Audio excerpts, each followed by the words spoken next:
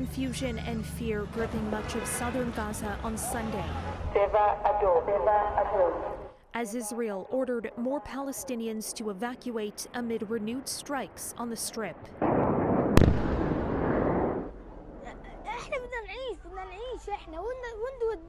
We want to live, this boy says. In parts of Gaza's second largest city of Khan Yunis, the Israeli military has declared combat zones and urged people to move towards the border city of Rafah. After a week-long pause in fighting expired, the U.S., Israel's closest ally, has stressed restraint. As Israel pursues its military objectives in Gaza, we believe Israel must do more to protect innocent civilians. Vice President Kamala Harris also rejected the idea of moving Palestinians into Egypt or refugee camps elsewhere, saying in a statement, "Under no circumstances will the United States permit the forced relocation of Palestinians from Gaza or the West Bank, the besiegement of Gaza, or the redrawing of the borders of Gaza."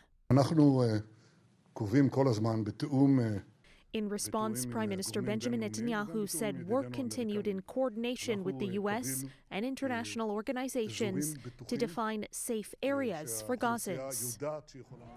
But residents are running out of safe places to go in the south after Israel ordered civilians to leave the north in the early days of the war. Some won't heed such orders anymore. There is nothing left to fear, says this man. Death is everywhere and will take us anyway, so we will stay here, he adds. A map published online by the Israeli military divides Gaza into hundreds of small districts.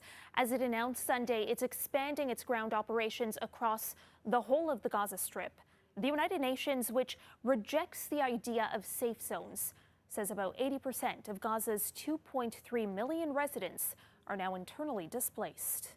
For City News, I'm Caryn Ceolin.